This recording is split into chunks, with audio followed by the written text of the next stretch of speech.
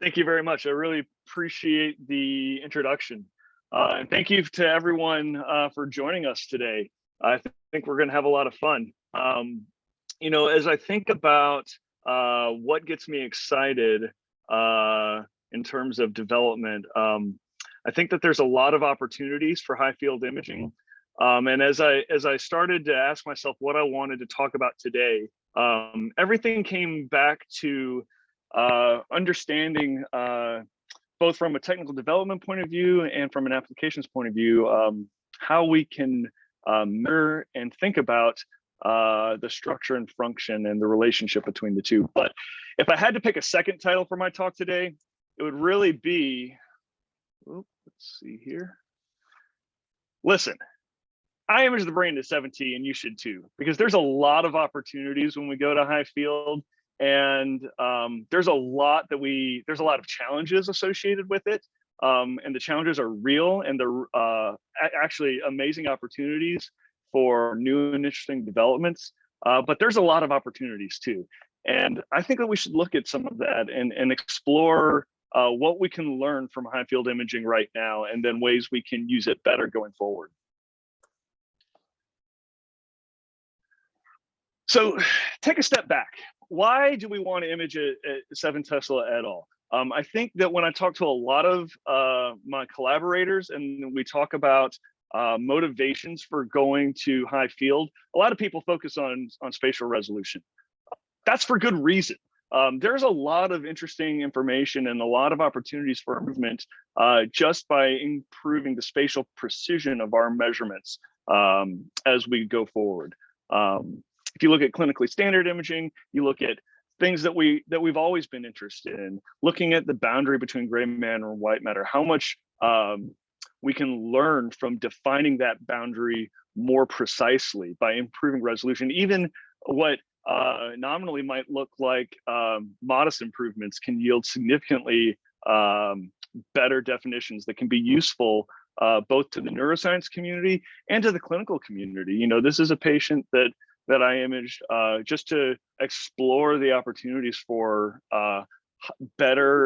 for using higher resolution structural imaging. So this is an example where you're looking obviously at this big abnormal ventricle, and you get this thin white matter strip, and we wanted to start interrogating the integrity of that white matter and the role that improving spatial resolution can play in answering some of these questions.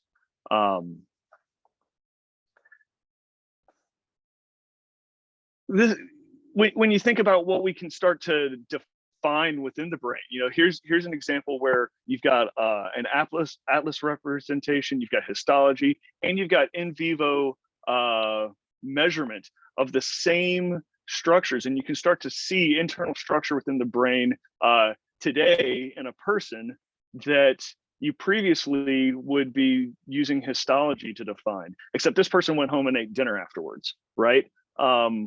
These are opportunities for us to start to leverage these capabilities to learn things about the brain that the truth is we haven't had the ability to measure until just the last 15 years or so. But when you talk about going to high field, this is an example that I've shown for a number of years, but it's a fun example. The increased signal that we get from going to high field can be used in many ways. And one way is to improve contrast in our images, and fMRI has made great use of that at high field.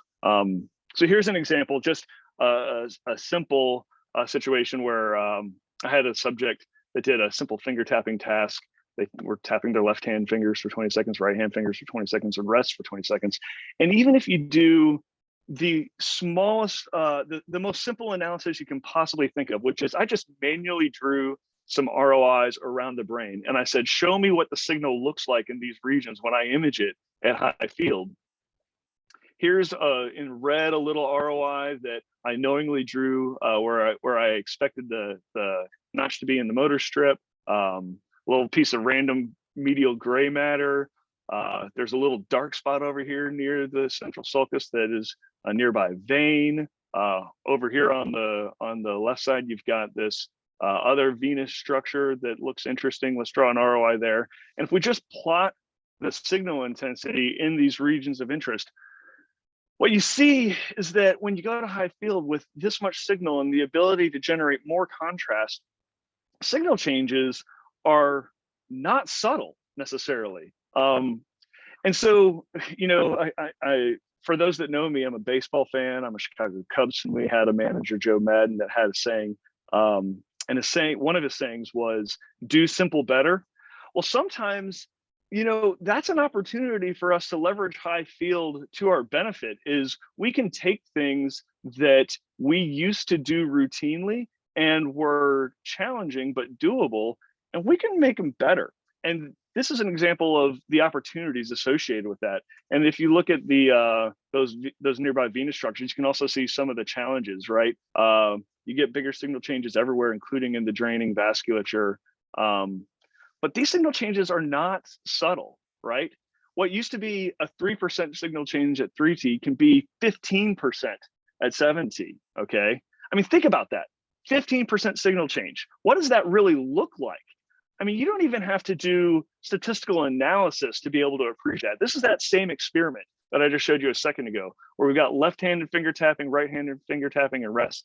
And all I've done is I've taken the images, I've motion corrected them, I've linearly detrended, and I subtracted every time frame from the first time frame from every subsequent time frame. So we're just looking at simple subtraction imaging.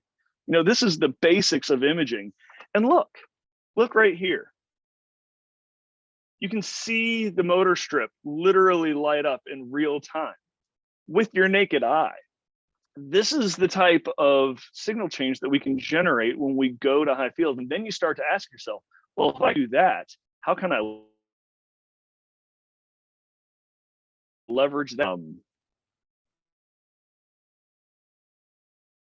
There's real.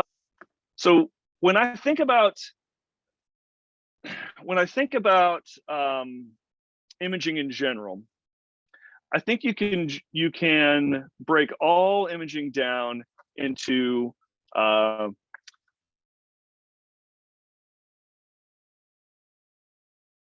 of two: structure of tissue or unit of tissue. Now, today, we're going to look at the interplay between the two. Now, usually when I talk to people about looking at the relationship between stress, comparing diffusion metrics to FR, and that's valid, and it's useful, and it's interesting, and it's important. But I'm going to suggest that maybe we take a step back and we can act for a longer period of time in a new way. And that's going to be looking at the relationship between morphometry or volumetrics and behavior. I view this as kind of like the original structural functional relationship, you know, looking at things like changes in cortical thickness and how does that relate to actual behavioral changes. So let me describe a situation to you. So I had a conversation with colleagues of mine. They came to me and they had published a paper that they thought was really interesting, but they had some questions. And so what they found was these individuals, they look at facial recognition expertise. So they look at areas of the brain used to recognize faces and tell the difference between different faces. So facial expertise. And what they found was that there was a correlation between the cortical thickness in the regions used for this task and the ability of someone to differentiate between faces. So here on this x-axis, you've got a behavioral measurement of your ability to differentiate between faces. And on the y-axis, you've got a measurement of total cortical thickness. And they found this correlation between the two. It's actually a negative correlation, which is interesting. Then they looked at a different part of the brain. They looked at a part of the brain used to tell the difference between objects. And they wanted to measure the relationship between cortical thickness and your ability to differentiate between objects. And they found a positive correlation. Okay, well and good. And then they look at me and they say, what we really want to do next is we want to start looking at what's happening inside the cortex that's driving these changes. How can we do that? And that just absolutely whets my appetite. That's good stuff right there. You say, okay, so now we're not going to look at just measuring changes in cortical thickness, as has been done for a long time, but what tools and what technique can we bring to bear to start looking within the cortex at what underlies those changes? Game on, let's do that. Okay, so let's talk about the cortex of the brain, because I think this is going to be an interesting experiment. Let's set up the stage a little bit. So if you're looking at the cortical ribbon, as many of us are familiar with, you can look at it histologically, and you can define different cell layers within the cortex. So here's an example of the white matter boundary and the more superficial boundary. You can look at different layers. You can do it in different species. This is in visual cortex. You can see different layers have different thicknesses in different species. So there's something that can be measured somehow. Whoop. So what's in there? So me as an imaging scientist, I ask myself, well, wait a second. What are the physical characteristics that we might want to target to generate contrast that we can measure with imaging? And you can think about changes in the myelination within different layers of the cortex. That's possible. We could do that. We could look at that with T1 weighted imaging. We also know from histology as well that there's changes in iron in layers of the cortex. So we could look at that with T2 weighted imaging. And in fact, that's the technique that we chose to target first, to try to say, how can we, with the greatest sensitivity, image structures within the cortex. So let's look at what happens if we, how did we set this up? Okay, so already given it away that we decided to look, to try to measure structures within the cortex by looking at changes in iron content. We're going to target that with susceptibility weighted imaging. For the whole experiment to work, we've got to measure that functional component too. I think many of us are familiar with that relatively recent Nature paper looking at some of the challenges and measuring correlations between imaging features and behavioral metrics. I think one of the take-home messages that I take away when I look at analyses like that is how important it is to have very specific, very well-designed behavioral tests so that you're probing with the greatest sensitivity exactly what you're attempting to probe. So you've got your behavioral metrics. Here we're going to measure face recognition ability. We're also going to measure our ability to differentiate different objects because again, we want to look at this relationship between what's happening within the cortex and these different types of expertise. From an imaging point of view, we're going to do T2 star. So our susceptibility weighted protocol in this case, I decided that for various reasons, a simple single echo T2 star weighted image with appropriate susceptibility weighted processing would be a useful approach. And here, what I wanted to point out is that we were, for efficiency reasons, for time reasons, only able to get 20 slices, each 1 millimeter thick, but with very high in-plane resolution. Because again, that cortical ribbon is what we want to measure changes within.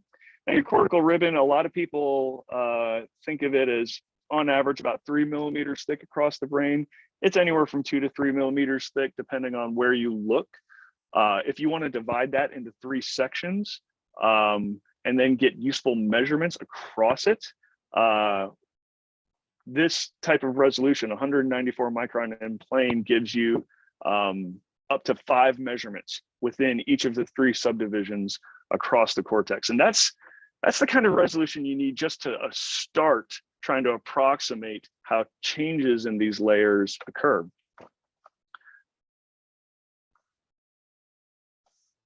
To get useful signal at that kind of resolution, you're going to need to do some averaging. So what we did was we went ahead and we broke this up into 6 different acquisitions that were done separately but sequentially.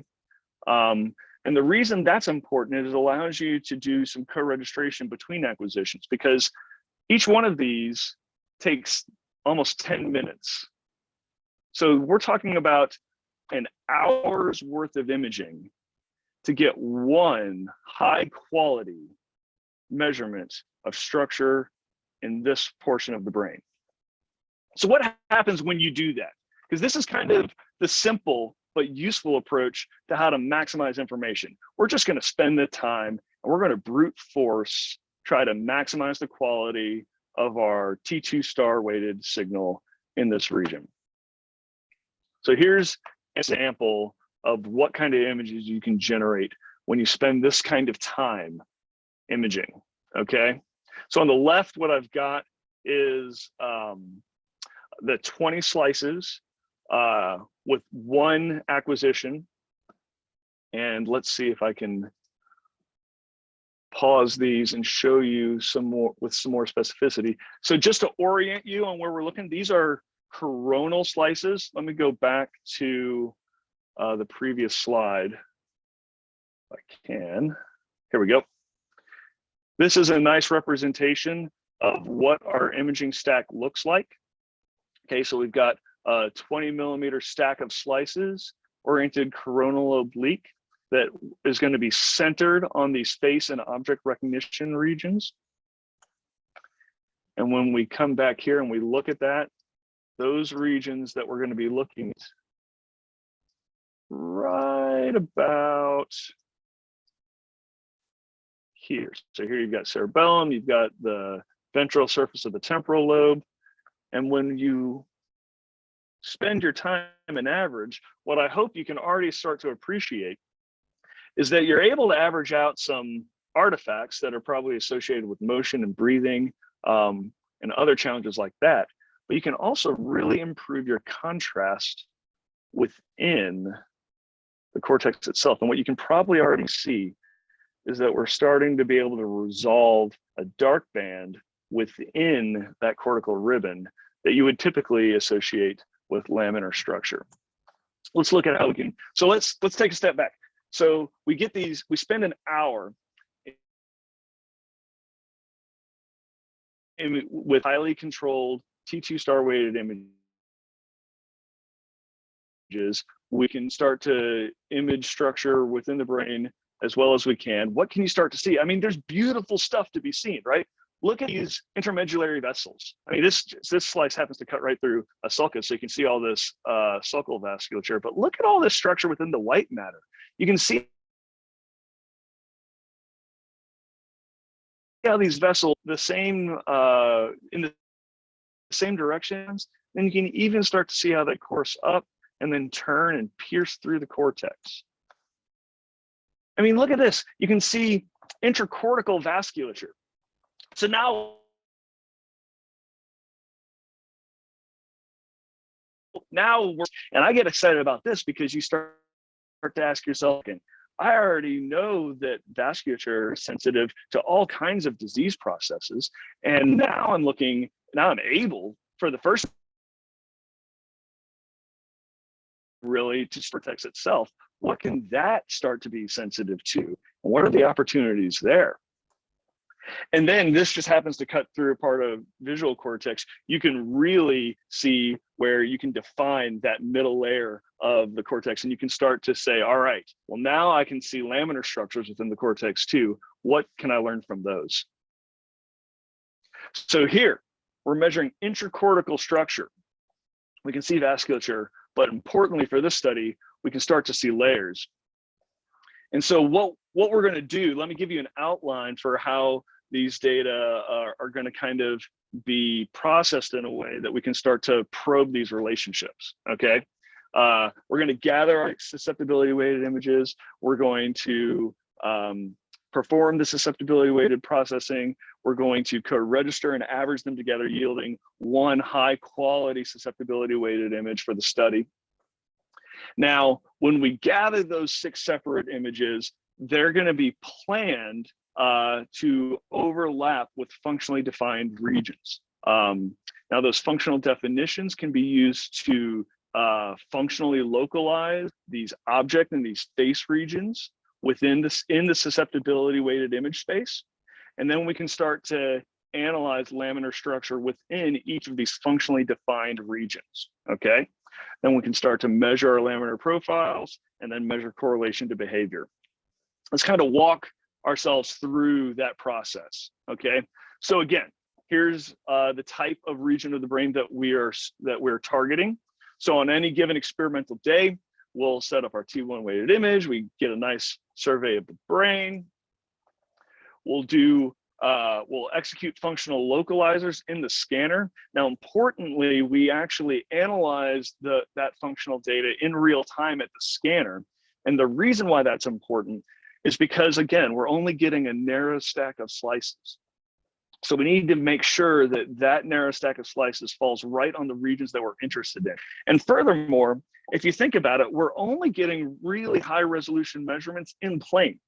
Through plane, we're still quite thick at 1 millimeter, right? But thick relative to our in-plane resolution.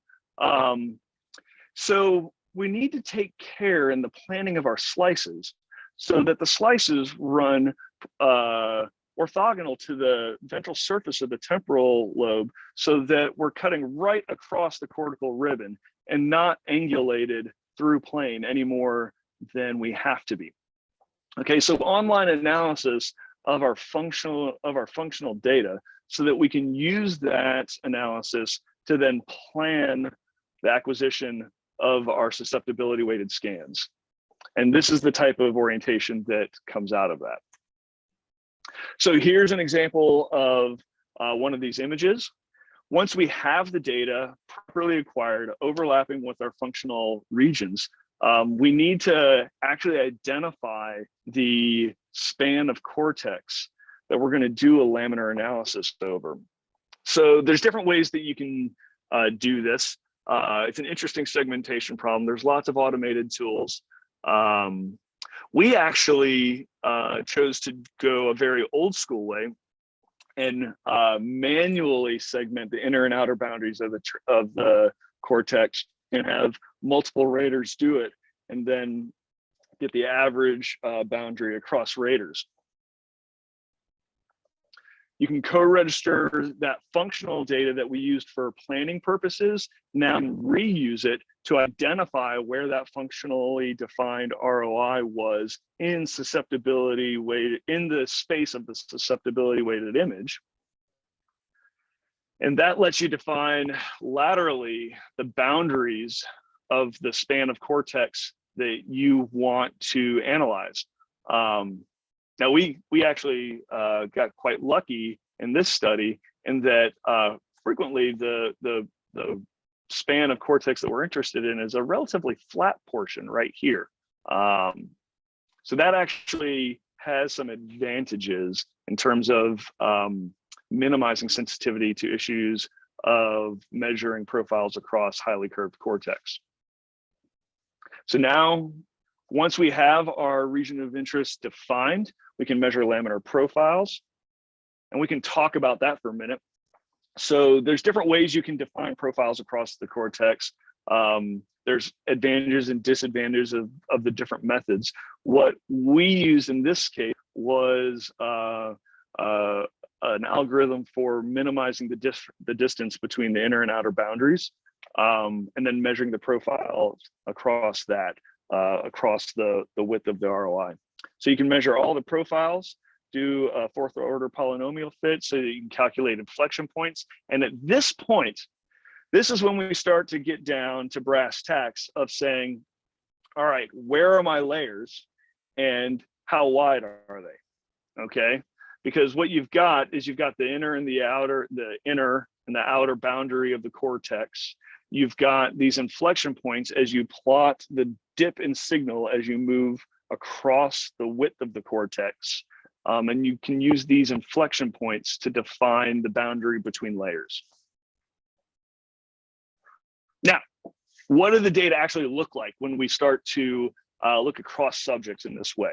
Okay, so what I've got here is I've got 13 subjects, subject 1 down to subject 13, okay?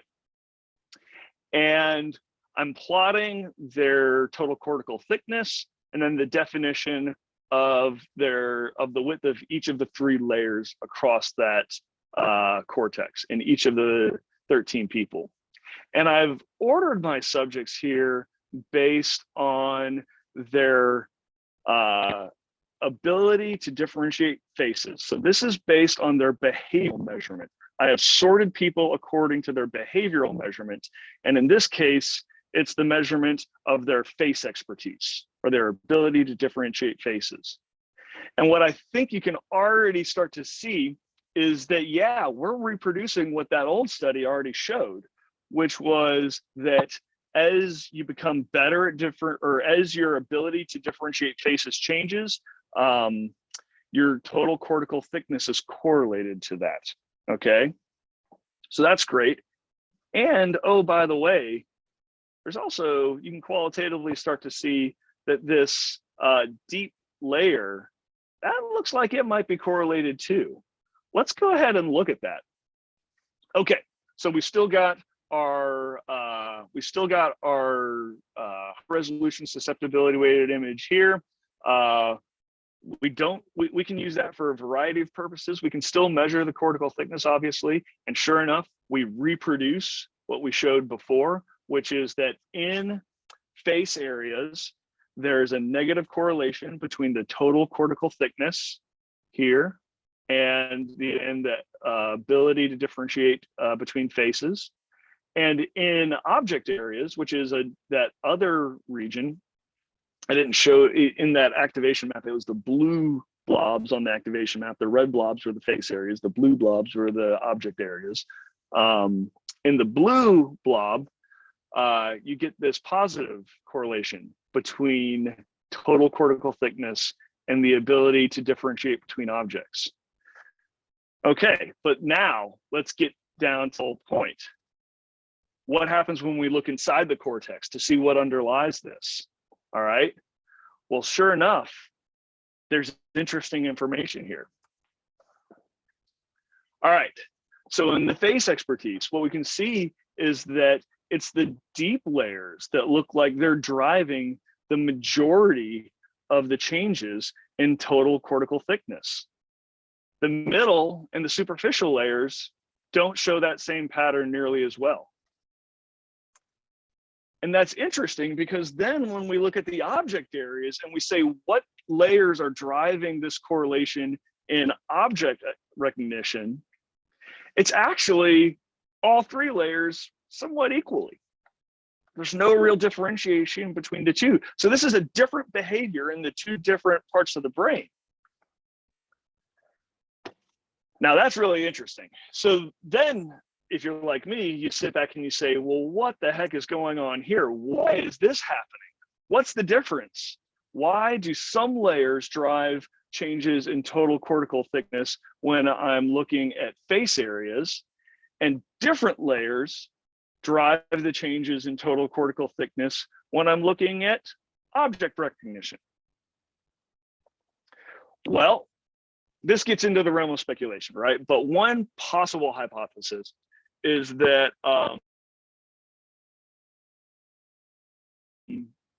at the same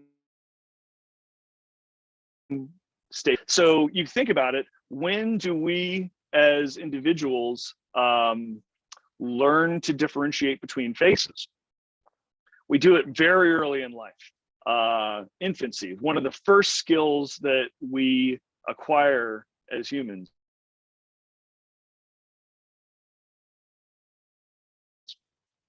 That's something that you learn later. You don't necessarily between a Firebird and a Corvette until you're kind of down the line a little bit. And when you acquire behavior at different ages like that, your brain is in you're very young versus when you're older. So it could be that maybe the age at which the behavior is learned affects which layers. That would be interesting. I wonder if there's a way we can probe that. Well, this leads kind of to the second stage of this, which is an ongoing study. And we said, well, wait a second. Does everybody learn to recognize faces as infants? Most people do, but there's at least one population that we know struggles with this, and that's those individuals in the autistic population. And so it's well documented that amongst this community, there are challenges associated with differentiating between faces, even as adults, and that this is likely not a skill learned as efficiently in infancy amongst those individuals.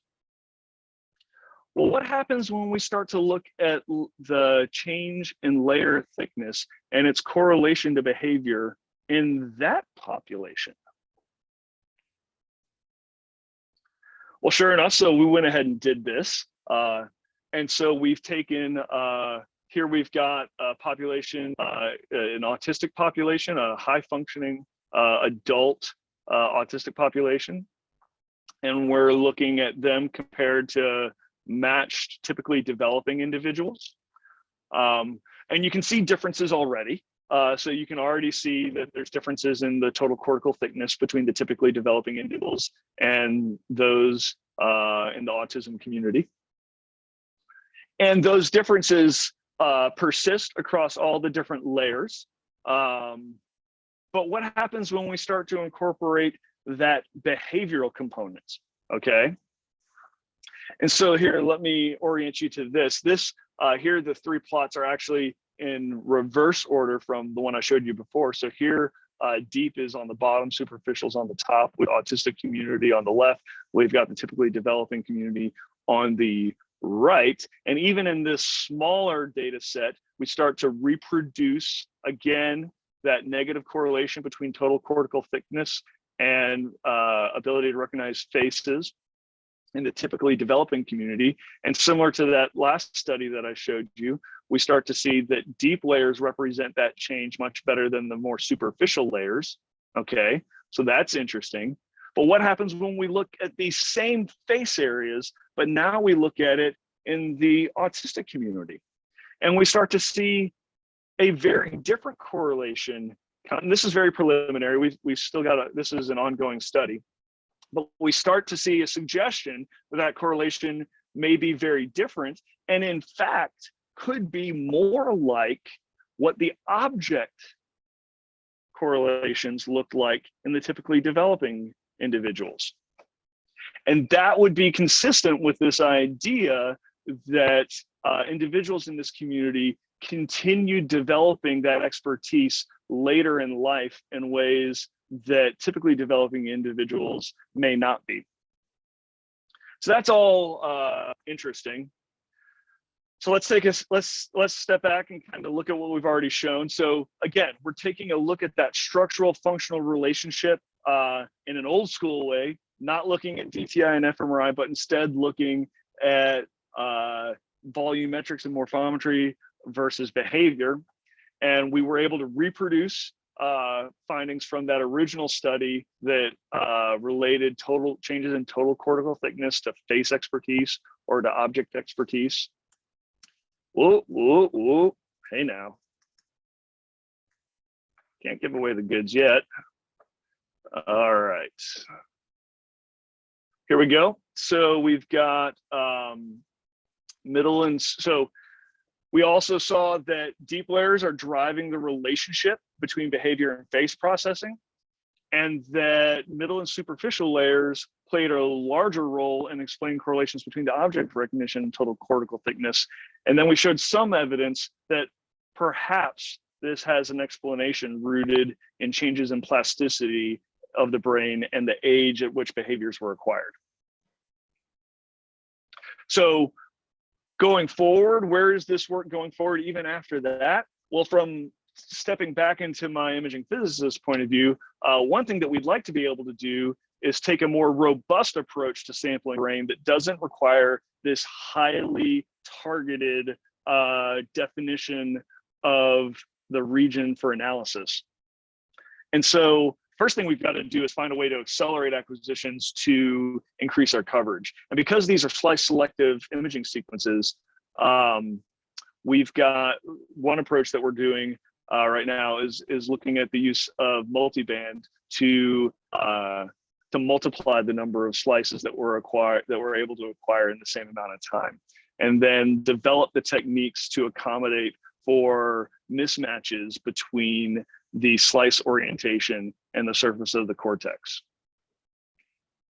Okay, let's take a step back. It's break time. We've just done a lot. We've got when we look at these types of data, what kind of fun stuff can we also think about? Well, when you spend an hour acquiring data in the brain just to get one high quality image, you start to see things that you're not used to seeing. So have you ever looked at the thalamus? I have. Check it out. Did you know you can segment the outer boundary of the thalamus just based on the vasculature of the internal capsule? So here you got the thalamus, here you've got the internal capsule. Look at how the vessels, now that you can resolve them, come across the internal capsule. And you can actually find this surface just based on the change in orientation of the vasculature as it approaches the edge of the thalamus. It's awesome. We should all be doing this. Look at the hippocampus, okay? We love the hippocampus. Hippocampus is super interesting. You know that almost everybody has a vessel about like this running across their hippocampus. See it all the time. But also look at this. You see this white band right here? It kind of gets thicker and then it gets thin and then it comes around and gets thick again. I mean, that might be the pyramidal cell layer. So now we're starting to look within the cortex and the hippocampus. So what can we do when we start to be able to resolve things like that? I mean, that's exciting. All right. So back to business. We've got structure and we've got function. We've got opportunities. I've already advocated for opportunities to think about measuring the relationship between structure and function in ways that might be overlooked by looking at the correlation between some of our imaging metrics and behavior. Now what I want to do is I want to shift gears and I want to highlight some of what I think are opportunities for 7 Tesla going forward in probing these different types of information, okay? And I want to focus on some work that's happening at Vanderbilt in 2 different ways, and I'll try to do it quickly so that we can still have time for some questions. First of all, let's think about if you're thinking about ways of improving diffusion imaging or even structural imaging, particularly when you think about T1 weight imaging. A lot of times we think about some of the challenges associated with getting homogeneous B1 profiles at 7T. That's real. That's an ongoing challenge, and it's a real opportunity for improvement. We need better refocusing pulses. We need better inversion pulses. But that's where work that's going on with RF shimming really comes into play. So this is work by Ziping at Vanderbilt, looking at different ways of using RF shimming to improve the B1 performance at 7T. And where I think many of us already recognize the opportunity for that in these large flip angle or high power RF pulses, something that I think is interesting that he's shown is that there's really opportunity even in the more mundane or common gradient echo, maybe smaller flip angle images to improve our signal there as well. And so this is an example of how with RF shimming, you can start to get improvements Let's see here. Oop. I apologize. We are having some technical issues.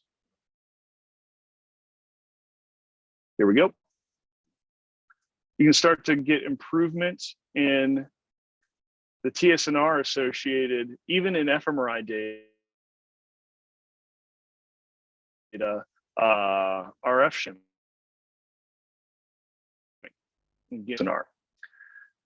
But what about high resolution fMRI? I think high resolution fMRI is a real opportunity for 7T, and we've already seen that. A lot of the challenges will also be useful in diffusion imaging.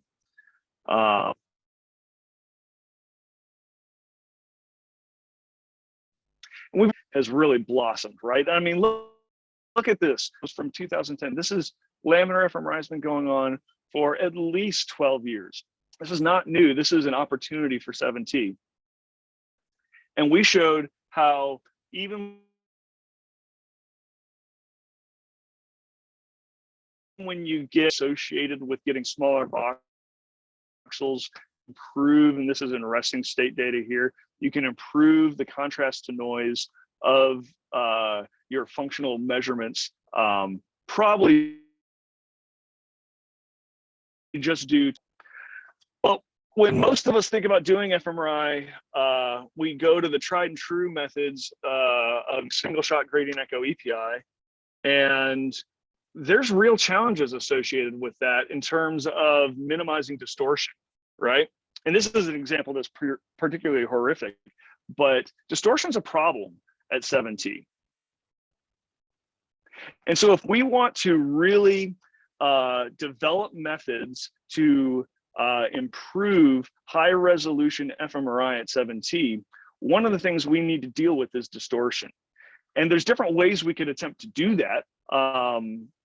I'm going to focus on one of them. You know, we could look at making a more homogeneous B0 and improve showing methods there, but that can be challenging in terms of hardware implementation and software implementation. We can try developing better gradient coils that are going to allow us to get shorter echo spacing so that we can really minimize the length of that echo train so that there's less time available for distortion to evolve.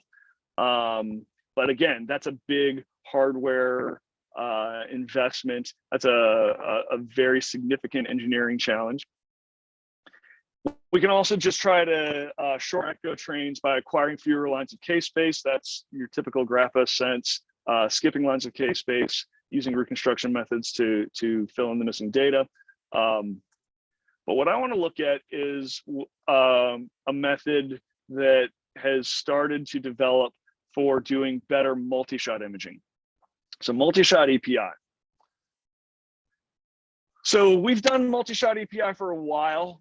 This is now over 10 years old at this point, looking at 3D acquisitions using acceleration in two directions, using multi-shot EPI to accelerate the acquisitions to get high resolution images with less distortion. That can be quite advantageous. But for those of us that have tried doing good high resolution multi-shot imaging at 7T, it's really easy to get very challenging data. And this is an example of exactly that, where you get large artifacts as you look from time. Those artifacts come from ghosting that changes dynamically. And that ghosting comes from differences in the data acquired in one shot and the data acquired in another shot. So as we all know, with multi-shot API, you get conventionally, you get sublines of K-space in one shot, you get a second set of lines that are interleaved with the first set in a second shot, you combine them together, you reconstruct your image. But if there's differences between these two shots, then you start to get artifacts. And if those differences change over time, now you get temporal variability, which can be very problematic. How can we start? What kind of differences exist? Well, you could have motion between shots. That's one type of problem. You could have bulk phase changes between shots. associated with respiration or field drift or other things. So we had early work looking at those phase changes and those differences in phase from one shot to the next, and asking how can we start to account for those. One strategy was to use navigator echoes to try to line up the phase between each shot for reconstruction. What we found was that you can put a navigator echo before the echo train of each shot. You can line up the phase at the beginning of each shot. However, when you do that, we found that when you look at the phase at the end of each shot, it's misaligned. And so then we took the same mentality and we put a navigator echo at the end of the EPI train as well. And we started to say, well, what if you line up the phase both at the beginning and the end of each shot's echo train? And what you see is indeed, so here at the bottom, we have the standard deviation of the signal over time. So you can see the ghosting pattern of the brain in the phase encode direction. And you can, so here on the left is that ghosting pattern with no navigator correction applied. In the middle, you've got the ghosting pattern when you only correct for the phase at the beginning of the echo train. And then again, if you correct for the phase both at the beginning and the end of the echo train. And indeed, you can improve the stability of the signal over time. You can decrease the amount of variable ghosting over time as you implement these different phase corrections. And that's all well and good. It's a little disadvantageous in that it would be better if we had a method that didn't require navigators. And that's what I wanted to talk about shuttered EPI. And this is a technique that's being developed by Will Grissom at Vanderbilt, but I think is relevant to this conversation. And I don't have time to go through it completely, but I do want to mention it because I think it's interesting and valuable. Here, if you've got a typical multi-shot experiment, you excite a slice of tissue, you gather data in 4 shots in this case. Blue line is 1 shot, green is shot number 2, light green is shot number 3, this orange is shot number 4. You could attempt to reconstruct an image from each individual shot. Never thought of it, but you could. If you did, it wouldn't look very good because your effective G factor would be quite high, right? This is essentially skipping lines in K space in the phase encode direction. That's the same thing as ramping up your sense factor. And so your G factors go up quite a bit. However, what he found was that if you instead don't excite the whole slice, but instead excite spatial bands within the slice, and you change which bands you excite for each shot in a multi-shot experiment, like this, okay, so black bands get excited for shot 1, green bands get excited for shot 2, that's a 2-shot experiment, or in this case, you've got 4 shots with 3 shutters, so the bands are shutters. You've got 1 shot with 3 shutters, 2 shots with 3 shutters, 3 shots, and each shot is exciting slightly different locations within the slice. What happens is that your G factors don't amplify within those bands that were excited for a given shot. And what happens is you can start to actually reconstruct the image within a single shot and get meaningful data within the shutter or band that was excited. Now, that's all well and good. Why do we care? We don't really want to look at just a band. Not only do you get accurate reconstruction of the signal within the band in the magnitude sense, but you're also going to get accurate reconstruction of the phase. And so here now what you've got is real and accurately measured phase on a shot by shot basis within these bands. And that phase can then be used for the same corrections that we were looking at with the navigators, but now we don't have navigators. And interestingly, we could also potentially use it to do some motion correction too. And indeed, that's what Will's already shown, is that here you've got 4 shots, you've got different bands excited from one shot to the next. When you start to measure the phase within these bands on a shot-by-shot basis, you apply corrections, whoop, there we go again. You start to apply those corrections in a sense recon. Well, that's not going to work. We're not going to do that again.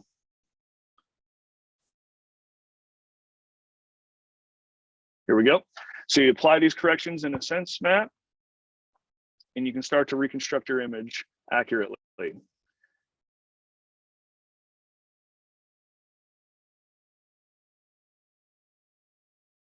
Well, I apologize for that. Let me fix this real quick. We can just come straight to here.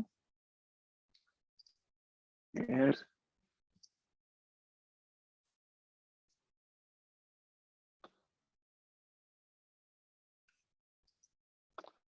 let's get back to sharing here. I apologize for the delay. Here we go. Hopefully you can see that.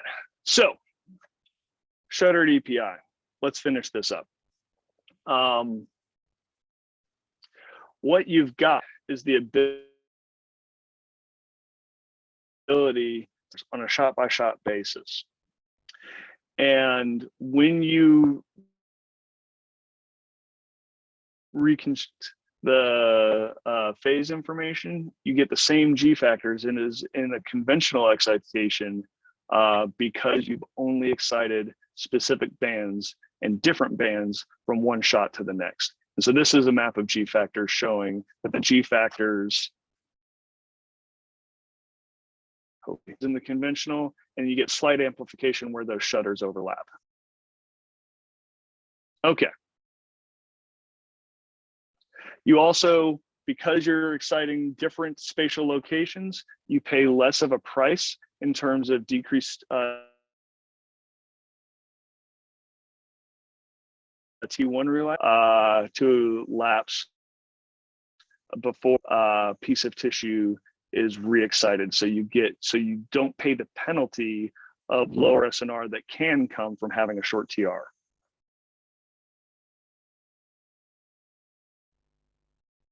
Okay, let's wrap it up. So what have we shown today? Well, I'd like to think about 3 things essentially. What we've shown is that when you're looking at structure and function within the brain, you can always look at important and interesting things like white matter relationships to bold activation. But there is value to looking at structure and looking at its relationship to behavior. And 7 Tesla offers new opportunities to do that in ways that we haven't been able to do that before. And that we're ongoing, we're in the process of developing those methods so that we can look at areas across the brain in an efficient way. There's challenges associated with 7T imaging. So B1 shimming is a perfect example of that. B1 profiles are challenging at 7T, and there's a lot of opportunity and ongoing work addressing that. And when we've looked at other ways of probing function, those two can benefit from new techniques. And Shuttered EPI is a good example of a technique that may be valuable in really pushing the boundaries of what a resolution fMRI can do. So with that, I'd like to thank everybody. I'll be glad to take some questions here at the end. I'd like to thank John Gore and Seth Smith for really organizing the effort at the Imaging Institute. Will Grissom and Saikat Sengupta in particular for all their work on the Shuttered EPI. My collaborators on the psychology side with Isabel Gauthier and Rankin and Ben, and then Ziping on his work with B1 shimming. And with that, I'd like to thank you and be happy to take any questions. Well, thank you so much, Alan. This is a great talk. I really enjoy it. I especially like your secondary title. I think you should really put that as the primary title. I love that title. So thank you so much. It's Q&A time. So any questions, feel free to put in the chat or use the question and answer box on the Zoom.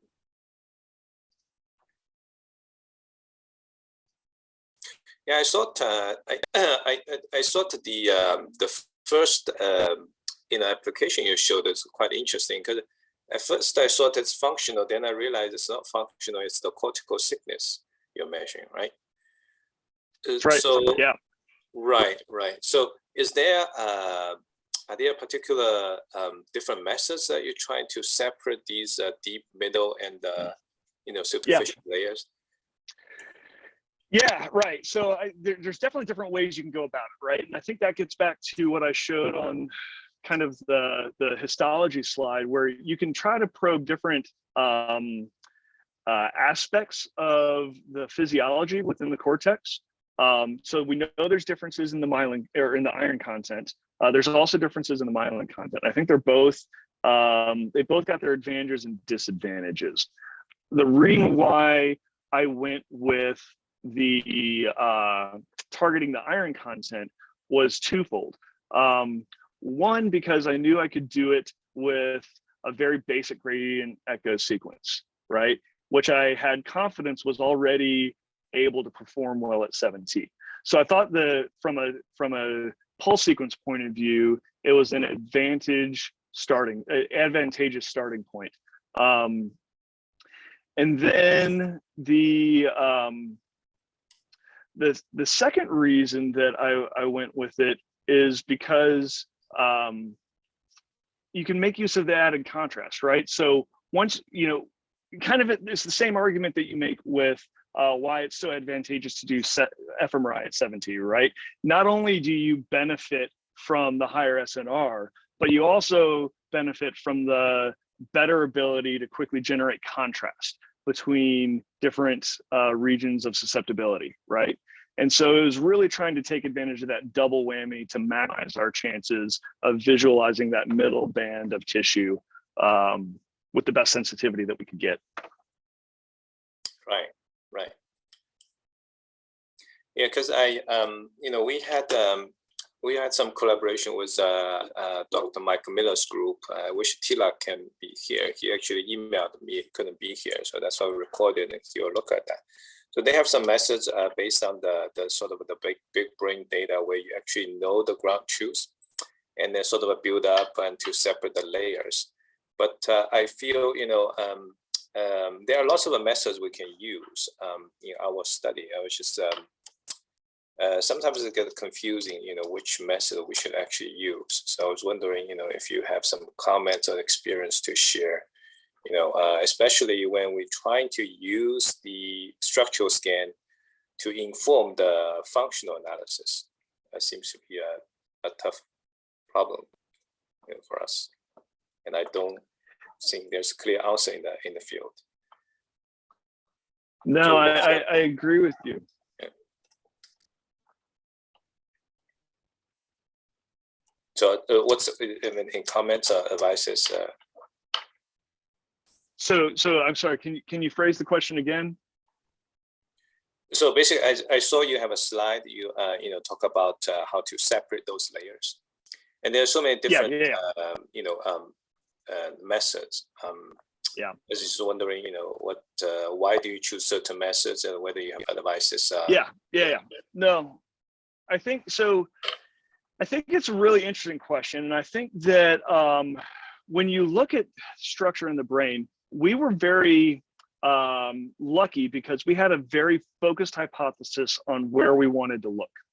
And I think that it becomes more challenging when you want to broaden your scope to a broader network, okay? Because once you can't tailor so narrowly on one specific region that you want to analyze, you have to take into account lots of different things, right? So like, for example, we very much did not, we tried to move more towards isotropic resolutions, but that was clearly going to be a challenge that wasn't going to be resolved quickly. And so we were able to design our study to make use of these anisotropic plots to still make valid measurements because we knew exactly where we wanted to look. I think once you start to look at different regions, and you still want to be able to segment across the brain, different approaches may be suitable, right? Because all of a sudden, doing multi-slice imaging may not, or slice selective imaging may not be the best approach when you want to look over broader areas. So I agree, it's an ongoing challenge. I think that if you want to do it, I think the first thing you have to decide is where you want to look, and can you tailor your approach to a specific region or not?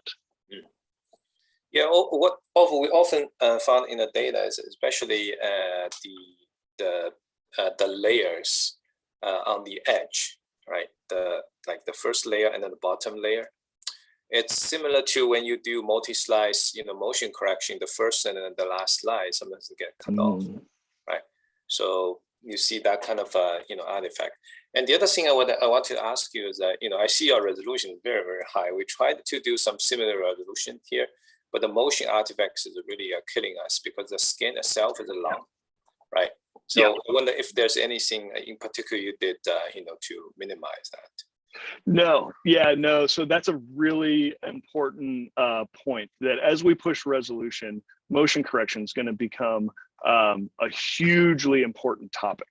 Okay. Now, in these data, we didn't do anything from an image processing point of view to control for motion, other than the fact that we separated our acquisitions into separate sequences, so that if the subject moved during one, it could be discarded and you could still average together the remaining copies of the image that were of good quality.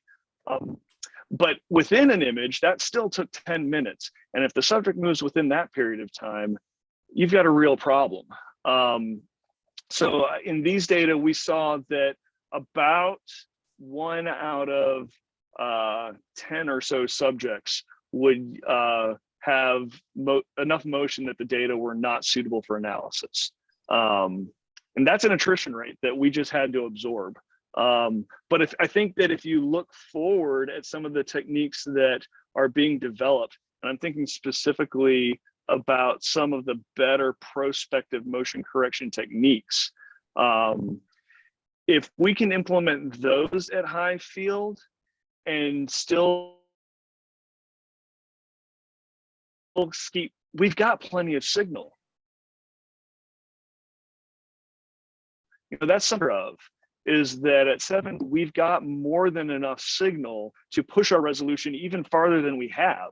What we are limited by are the issues that you're talking about, which is motion and artifacts and other concerns, physics concerns